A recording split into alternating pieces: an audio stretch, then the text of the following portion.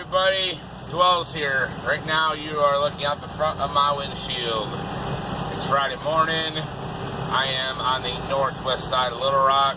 I've got to deliver in Shreveport and then make it back up to pick up my load for Monday and then get to the yard and get it shut down before sundown.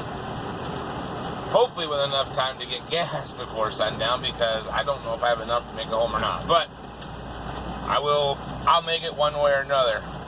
But this backup I'm sitting in is not helping my day out one bit.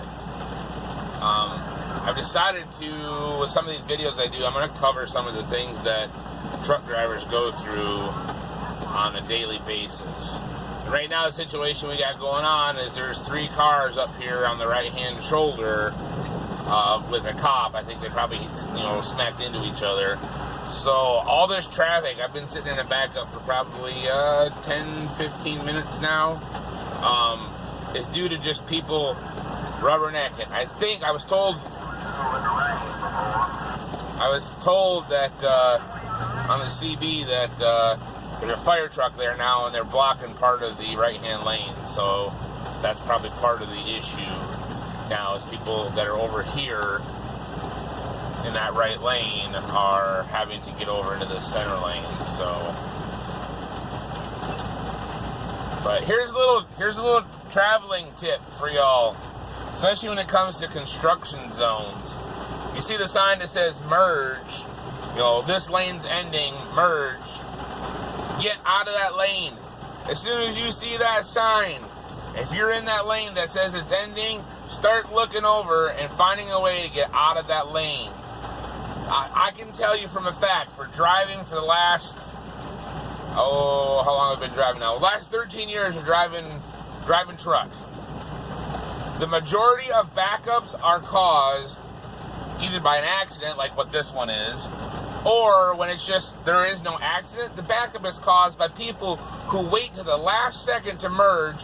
They merge over in front of somebody, and then they're getting on their brakes and causing people behind them to hit their brakes, or they might not even get on their brakes, but they might merge right over in front of somebody, and the person that they merged over in front of doesn't like that person being that close to them, so then they tap their brakes to give themselves some distance away from that person, which causes the person behind them, and the person behind them, and the person behind them to all tap on their brakes, and the next thing you know, one person who was a dick to everybody and waited to the last second to merge over causes a backup because everybody hits their brakes and slows down in a hurry. So here's a little driving tip for everybody, for the whole world. I wish I could flip my camera around so you could see my face. Here's a driving tip for the whole world. Get over, when it says merge, get over right then and there. Don't wait. I mean, I've started to see signs now that say, in Missouri, they'll have signs that say, merge now, don't wait. And they're telling everybody, take your turns to merge. But yeah, I kind of thought maybe this would be a short little video. I'd get up to that accident here within a minute or two, but I've already been just creeping along. 5 miles an hour. I got my truck in fourth gear. I don't even have my foot on the gas. Just creeping along. I said on the radio, on the CB radio earlier, I said, hey, I'm going to just put my truck in creeper gear and go climb in the bunk and try to take my 30-minute break. Will y'all holler at me when we get out of this backup? And some driver replied, you go ahead and do that. But if you don't find a way to vent the stresses of the road, it'll get to you out here.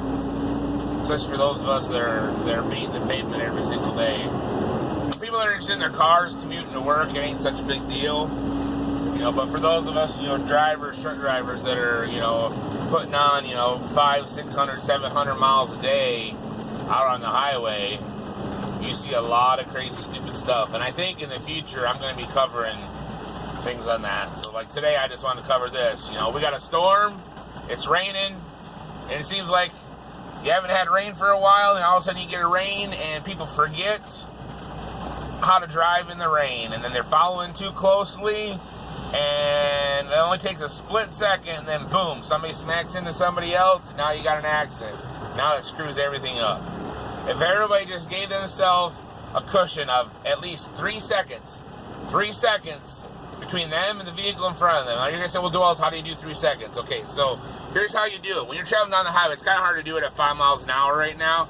But, okay, so let's see if I can use my finger here on the... Okay, so you look at this trailer behind me, okay? And now you see this white line right here. When you're going down the highway, you pick some stationary object that vehicle is going to pass. So, like, when the back end of his trailer passes that white line, I would start counting. Like right now, 1 1,000, 2 1,000, 3 1,000, 4 1,000, 5 1,000, 6 1,000, 7. Now the front of my truck just got it. So technically speaking, this little speed, this short distance is a 7-second following distance from that guy. So like if I do it again, when he gets to another white line, okay, right here, 1 1,000, 2 1,000, 3 1,000, 4 1,000, 5 1,000, 6 1,000, 7. Okay, the front of my truck just got to the white line I was counting from. So if you did that on a daily basis when you're traveling down the highway, give yourself 3 to 4 seconds between you and the vehicle in front of you.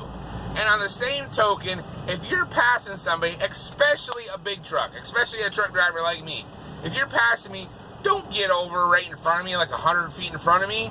Get out, way out in front of me before you come back over, because it takes me a lot more time to stop than it does you. You can stop on a dime.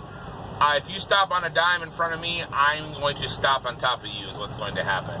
Thankfully, that's never happened to me, but I mean, you get weather like this, the best thing you can do is just slow down a little bit, put some distance between you and the person in front of you so you've got time to react if something happens and they're not paying attention, and give yourself an out. Like right now, if I needed to dart over in the right-hand lane, I could because there's nobody over there. I can't go to the left lane because that truck is right there. But there's a truck behind me in the right-hand lane, but he's backed where if I had to dart over in the right-hand lane, I could.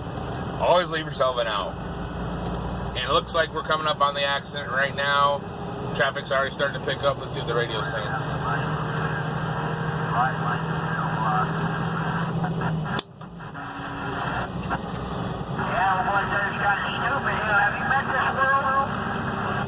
Okay. You never know what you're going to hear on there. But I'm going to end this video just after we get past this accident. We're already at 7.5 minutes. Jeez. So it looks like we got a Ford Mustang. And the Ford Mustang got tangled up with a Toyota RAV4. So all that big old long backup that I've been sitting in for the last 20 minutes has been because of that right there. Them getting them cars off the highway. So, yeah. This has been Road Rules and Road Education with Dwells. Dwells out.